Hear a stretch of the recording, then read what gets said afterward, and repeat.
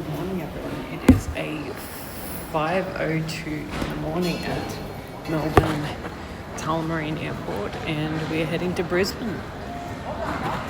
This will be interesting. I'm just waiting for Mum to finish in the newsagents, and then we're going to head to the gate. So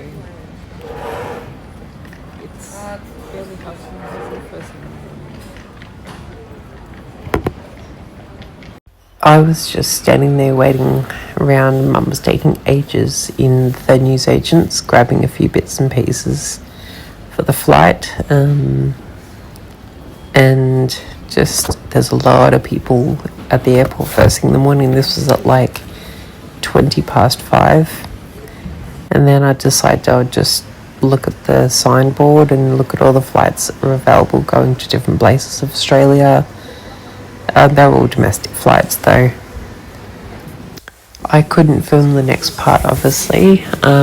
We were just going through security and it was fairly quick. Didn't take too long. Then we started heading towards our gate, which was gate 11. Yeah, it was very quiet in our gate at this time in the morning, so I just sat there and waited. So we are now heading for our gate, which is Luckily, I managed to get some footage in of the plane as we were coming down the jet bridge. Such a nice plane for a narrow body, pretty standard. Little bit of footage on the tarmac, but not a great deal. I managed to get a little bit of a shot in while we were approaching the aircraft. I managed to score a whole row of 3 seats to myself, and then we pushed back for a 6:10 a.m. departure from Tullamarine Airport to Brisbane International Airport.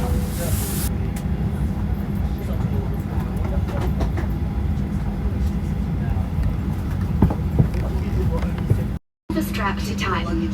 To release, just lift the buckle. When the seatbelt sign is on, your belt should stay on too. And even if the sign is off, we recommend keeping your seatbelt fastened in case of turbulence. If the cabin pressure changes and oxygen is needed, your mask will drop from above you. While the manual safety demonstration was performed, obviously because there's no TVs or anything in the back of the seats, I got a little bit of footage of the plane, like inside, going up the aisle. We had a lovely cabin crew. I believe she was from New Zealand. She told me that once we'd taken off, I could move to that spare row of seats opposite us, which I eventually did, and I spread out. Here I was just being a little bit weird. I was just saying I love the smell of jet fuel. I mean, something about it just, it makes you feel like you're going on adventures and having a good time. And yeah, it's great.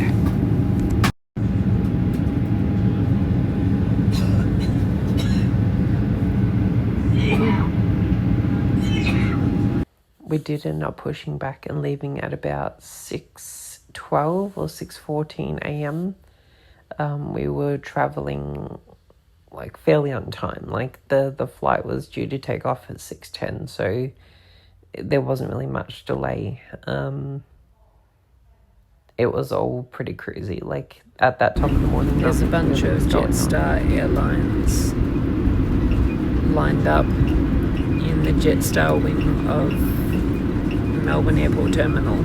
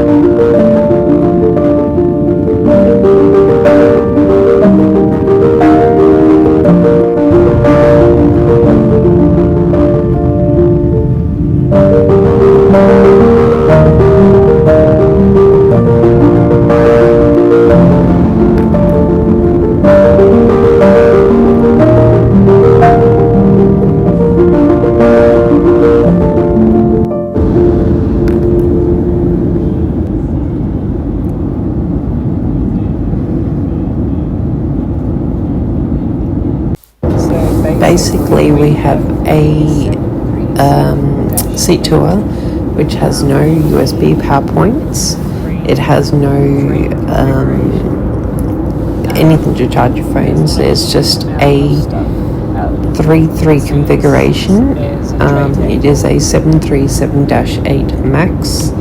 We have a tray table. We have a couple of pouches in the back of your seats to put any little bits and pieces that you want to put in. So I have some Pringles and a Red Bull. And yeah. Now basically we have a menu tour with sandwiches, wraps, drinks that you can purchase as shown in the pictures. Nothing overly exciting, a little bit pricey. That's why I just wanted a small snack, so I brought my own Pringles and Red Bull. Cocktails, alcoholic beverages if you want them. Nothing over the top. A little bit pricey, but what can you do? We have the internet options, which were purchasable during the flight. A little bit pricey as well, but what can you do?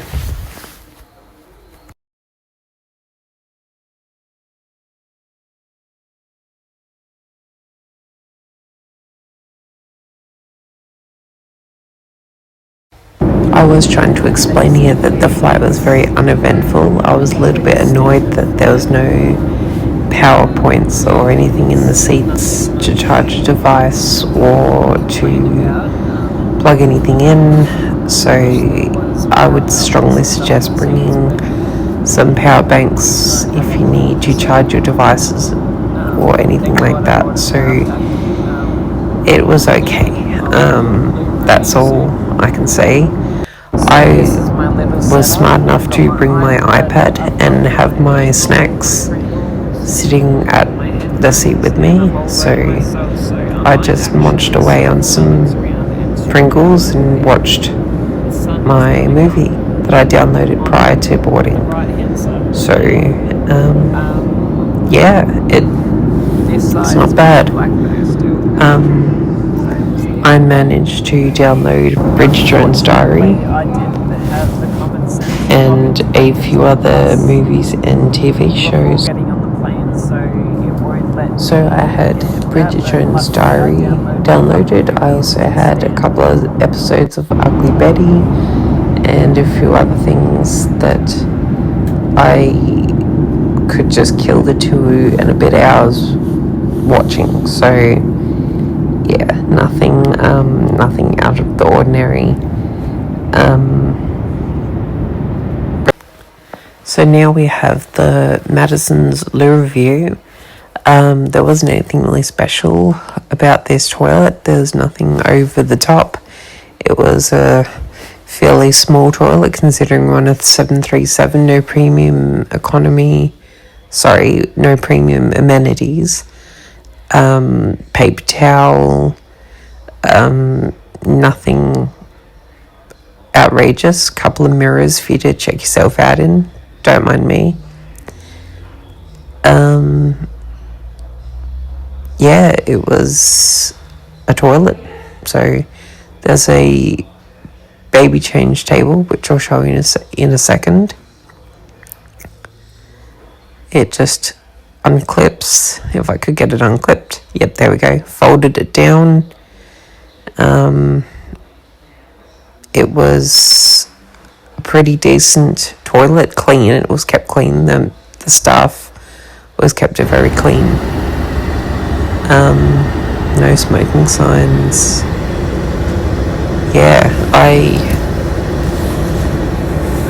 just realised you pulled the little knob on the side of the sink tap.